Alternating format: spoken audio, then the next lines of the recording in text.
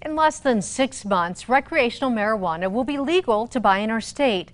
We wanted to look at what New Mexico can expect in a new world of legal pot. So News 13 traveled to Colorado, where they have had years of experience with legal marijuana.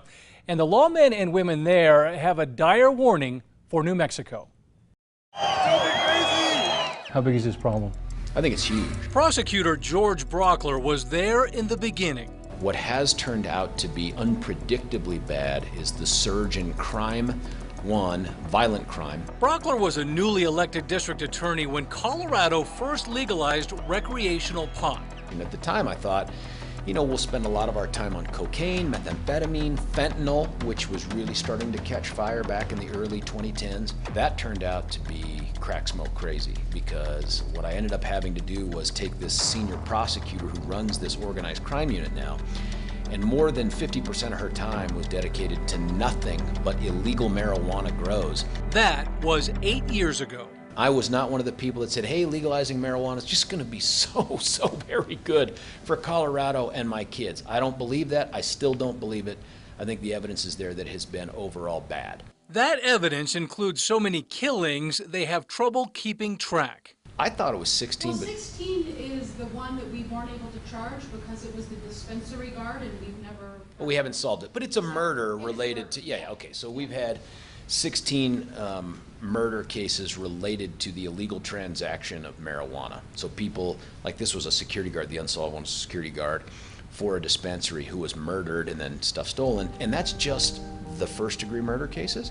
If you look at that crime pyramid that goes down, that's the tip, you get to attempt murder, assaults, burglaries, all these other crimes that we don't really account for how they're related to the illegal transaction of marijuana. It's huge. There has been a big spike in crime. We have seen an increase in crime. We have seen an increase in the impact on our communities. Tony Spurlock, a 40-year lawman, is the sheriff of Douglas County, south of Denver. He says legal pot in Colorado has helped fuel the illegal pot business. What legalization of marijuana creates is an incredible black market of the bad side. And no one wants to talk about that. Yes, you legalize it to sell out of this shop under these regulations, but you got 10 houses over here that are illegally manufacturing and selling to kids on the street for a cheaper price than that you can get over here. And that's not counting the illegal pot grown to be shipped out of state. The $4,000 per pound that a pound of good Colorado marijuana will be sold for out on the East Coast, it's been about that amount the whole 8 years I've been in office. So you're not seeing any change in the availability of it. You're not seeing any change in the marketability of it, in the profitability of it. And it's something that New Mexico is going to see too. And we can take this product, grow it for pennies, and take it out to the East Coast and sell it for thousands of dollars a pound. That's just straight up economics. That's just arbitrage. And the criminal element knows all about it. And these aren't just mom and pop operations.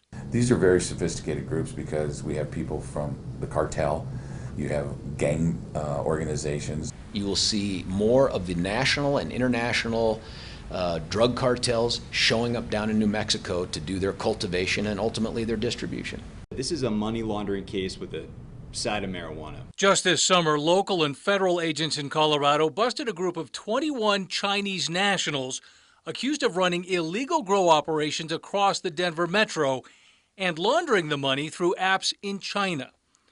They seized $1 million, hundreds of pounds of pot, and 10,000 marijuana plants. These organizations are not here just to grow marijuana. They're doing skimming.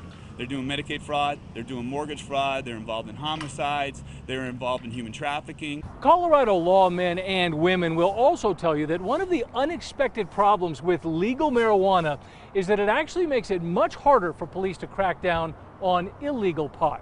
Marijuana can be in any car now because anyone over the age of 21 can have 2 ounces in their pocket. No longer can they go to the door and smell marijuana or even see marijuana plants in a house and use that as a vehicle to get inside to continue an investigation. That's not enough because those are legal products now. You combine that with a very aggressive illegal market that says, whoa, whoa, whoa, We can now grow in Colorado. It's tougher for law enforcement to crack down on us. A study commissioned by Colorado lawmakers spells out many of the changes in the first 5 years of legalized recreational pot.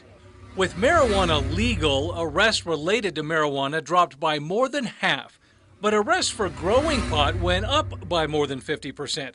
Brockler argues even those numbers are artificially low. There's no special box to check for law enforcement that says this is related to illegal distribution or illegal cultivation or both. So when I give you that murder statistic of 16 murders, we discovered that because by hand, we went through all of our murder cases from after marijuana got regulated, and by hand went through and reread the affidavits and found the 16 that it applies to. Imagine what the rest of that crime pyramid looks like. The attempt murders, the assaults, the burglaries, business burglaries, dwelling burglaries, car trespasses, car thefts. Imagine all of the other felonies that get far less attention, far less notoriety, and are much harder to quantify. These men on the front lines of legal pot have a dire warning for New Mexico. What's the future for New Mexico? An increased amount of crime is my opinion. It's not going to make your community any better. I promise you, it's going to make your community worse. And time will prove that statement. What we were told when they sold us this bill of goods in Colorado about legalizing recreational marijuana was, hey, if you do this, the black market goes away. We have more control over the marijuana and can keep it from kids. That turned out to be nothing but just talk. That is not true, and New Mexico's going to see it. The Douglas County Sheriff and former prosecutor Brockler both complain that the expected windfall from the sale of recreational marijuana was nowhere near enough to pay for the increased burden on their offices.